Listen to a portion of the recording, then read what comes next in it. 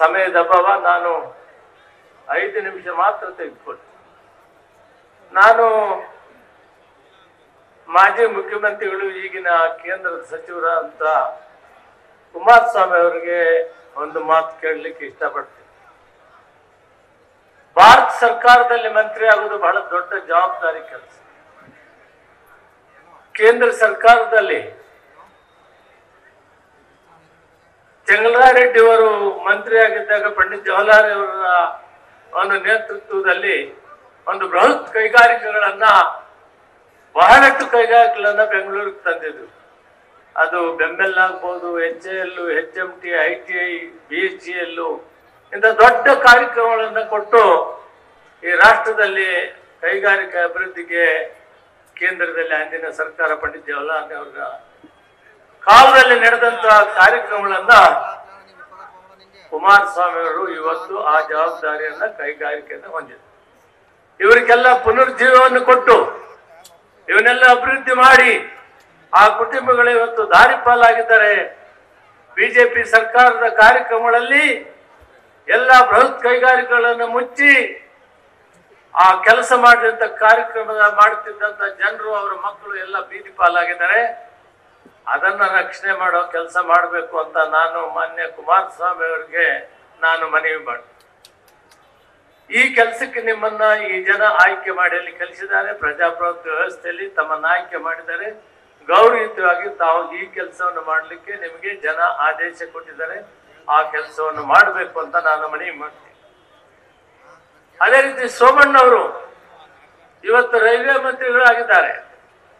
ಸುಮಾರು 12 projects UPA ಸರ್ಕಾರ ಇದ್ದಾಗ ಕೈಗಾರಿಕೆ ಕಾರ್ಯಕ್ರಮಗಳನ್ನು ಕೊಟ್ಟಿವಿ, ರೈಲ್ವೆ ಮಾರ್ಗಗಳನ್ನು ಕೊಟ್ಟಿವಿ, ರೈಲ್ವೆ ಕೋಚ್ ಫ್ಯಾಕ್ಟರಿ ಕೋಲಾರದಲ್ಲಿ ಮಾಡಿದೀವಿ. ಇವತ್ತು ಬೆಂಗಳೂರಿನಿಂದ ಕೊಳ್ಳೇಗಾಲ ಚಾಮರಾಜನಗರ ಒಂದು ದೊಡ್ಡ ಬೃಹತ್ ರೈಲ್ವೆಯನ್ನ ಮಂಜೂರು ಮಾಡಿದೀವಿ. ಅಂತೂ 12 ಪ್ರಾಜೆಕ್ಟ್ ಅನ್ನ UPA ಸರ್ಕಾರ ಇದ್ದಾಗ, ನಾನು ರೈಲ್ವೆ ಮಂತ್ರಿ ಇದ್ದಾಗ ಮಾಡಿದ್ವಿ. ಆ ಕೆಲಸಗಳನ್ನ ಮಾಡಲಿ, ನಿಮಗೆ ಗೌರವ ಬರ್ತದೆ ಅಂತೇಳಿ ಜೋಶಿ ಅವರು ಇವತ್ತು ಒಂದು ಹೊಸ ಕಾರ್ಯಕ್ರಮವನ್ನು ರೂಪಿಸಿದ್ದಾರೆ. 28 ರೂಪಾಯಿ ಕೆಜಿ ಅಕ್ಕಿ ಕೊಡ್ತೀವಿ ಅಂತ ಹೇಳ್ತಾ ಇದ್ದಾರೆ. ನಾವು ಹಿಂದೆ ಸರ್ಕಾರ ಬಂದ ತಕ್ಷಣ ಸನ್ಮಾನ್ಯ ಮುಖ್ಯಮಂತ್ರಿಗಳು ಸಿದ್ದರಾಮಯ್ಯನವರು ಮತ್ತು ಉಪಮುಖ್ಯಮಂತ್ರಿಗಳು ಘೋಷಣೆ ಮಾಡಿದ್ರು, ನಾವು 10 ಕೆಜಿ ಅಕ್ಕಿ ಕೊಡ್ತೀವಿ ಅಂತ. ಆ ಮಾತು ತಕ್ಕಂತೆ ನಾವು ಹೋಗಿ ಮನವಿ ಮಾಡಿದ್ವಿ. ಅವತ್ತಿದ್ದ ಮಂತ್ರಿಗಳು ಅಕ್ಕಿ ಸ್ಟಾಕ್ ಇದ್ರು ಕೂಡ ಕೊಡ್ಲಿಲ್ಲ, ರಾಜಕೀಯ ಮಾಡಿದ್ರಿ. ಇವತ್ತು ಯಾಕೆ ಕೊಡ್ತಾ ಇದ್ದಾರೆ ಅನ್ನೋದು ಜನ ಅರ್ಥ ಮಾಡ್ಕೊಳ್ಬೇಕು. ಮಾಧ್ಯಮ ಮಿತ್ರರು, 1,50,00,000 ಟನ್ 3 ರಿಂದ 6 ತಿಂಗಳೊಳಗಡೆ ಖರ್ಚು ಮಾಡದಿದ್ರೆ ನುಸಿ ಹೊಂದಿ ಸಮುದ್ರಕ್ಕೆ ಹಾಕ್ಬೇಕಾಗ್ತದೆ. ಇಂಥ ಪರಿಸ್ಥಿತಿ ಅಕ್ಕಿಗೆ ಬಂದಿದೆ.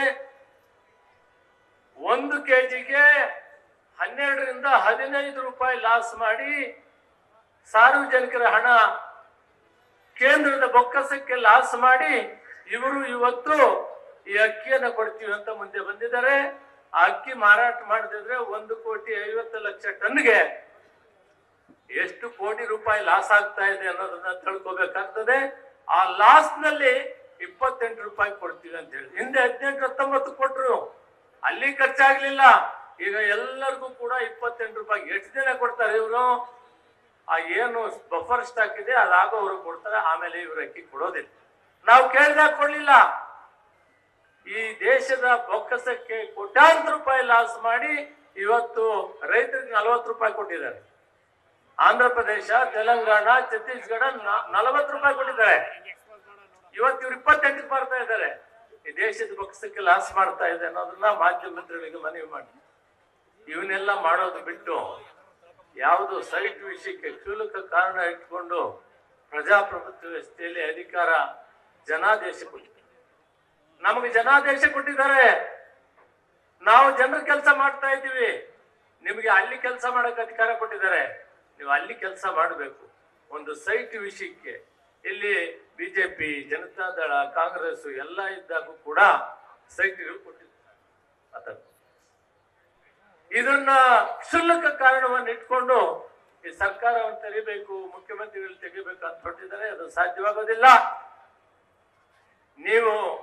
ನಾನು ಈ ವೇದಿಕೆ ಮುಖಾಂತರ ನಾನು ಗವರ್ನರ್ ಅವರಿಗೆ ಗೌರವಯುತವಾಗಿ ಮನವಿ ಮಾಡ್ತೀನಿ. ನಾನು ಅವ್ರ ಜೊತೆಯಲ್ಲಿ ಕೆಲಸ ಮಾಡಿದ್ದೀನಿ, ನಾನು ಪಾರ್ಲಿಮೆಂಟ್ ಸದಸ್ಯನಿದ್ದೆ, ಅವರು ಮಂತ್ರಿಗಳಿದ್ರು. ಕಾನೂನುಬದ್ಧವಾಗಿ ಗವರ್ನರ್ ಅಂದ್ರೆ ಸಂವಿಧಾನದಲ್ಲಿ ರಾಜ್ಯ ಮಟ್ಟದಲ್ಲಿ ಒಬ್ಬರ ನಾಯಕರು ಅವರೇ, ಅವರ ಹೆಡ್ ಆಫ್ ದಿ ಕಾನ್ಸ್ಟಿಟ್ಯೂಷನ್. ಸಂವಿಧಾನಕ್ಕೆ ಭಂಗ ಬರದಂತೆ, ಪ್ರಜಾಪ್ರಭುತ್ವ ವ್ಯವಸ್ಥೆಯಲ್ಲಿ ಆಯ್ಕೆ ಇರುವ ಸರ್ಕಾರಕ್ಕೆ ಭಂಗ ಬರದಂತೆ ಕೆಲಸವನ್ನು ಮಾಡಬೇಕು ಅಂತ ಮನವಿಯನ್ನು ಮಾಡಿ ಈ ಅರ್ಜಿಯನ್ನು ವಾಪಸ್ ತಗೊಬೇಕು. ನೋಟಿಸ್ ಕೊಟ್ಟಿರೋದನ್ನು ಈಗಾಗಲೇ ನಾವು ಮಂತ್ರಿಗಳೆಲ್ಲ ಹೇಳಿದ್ದೀವಿ. ಆ ಕೆಲಸವನ್ನು ಮಾಡಬೇಕು. ನಿಮ್ಮ ಗೌರವವನ್ನು ಕೂಡ ಹೆಚ್ಚಿಕೋಬೇಕು. ಯಾವುದೋ ರಾಜಕಾರಣಕ್ಕೆ ಮಾಡ್ತಾ ಇರೋ ಬಿಜೆಪಿ ಮತ್ತು ಜನತಾದಳಕ್ಕೆ ನೀವು ಅವರಿಗೆ ಅವಕಾಶ ಕೊಡಕೂಡದು ಅಂತ ಹೇಳಿ ಸಂವಿಧಾನವನ್ನು ಎತ್ತಿಡಬೇಕು, ಪ್ರಜಾಪ್ರಭುತ್ವವನ್ನು ಎತ್ತಿಡಬೇಕು ಅಂತ ಹೇಳಿ ನಾನು ಇದನ್ನ ವಾಪಸ್ ತಗೊಬೇಕು ಅಂತ ಹೇಳ್ತಾ, ಈ ಪಾದಯಾತ್ರೆ ಕೇವಲ ಸಿದ್ದರಾಮಯ್ಯನವರ ಬಗ್ಗೆ ಅವ್ರನ್ನ ಇಳಿಸಬೇಕು ಅಂತ ಮಾಡಿದ್ದೀರಲ್ಲ, ಇದು ನಡೆಯೋದಿಲ್ಲ. ನಾವೆಲ್ಲ ಅವ್ರ ಜೊತೆಯಲ್ಲಿ ಇದ್ದೀವಿ ಅಂತ ಹೇಳಿ ನನ್ನ ಮಾತಿಗೆ ವಿರಾಮ ಕೊಡ್ತೀನಿ. ಜೈ ನ್ಯೂಸ್ ಫಸ್ಟ್, ನಿರ್ಭೀತಿಯಿಂದ ನಿಮ್ಮ ಪರವಾಗಿ.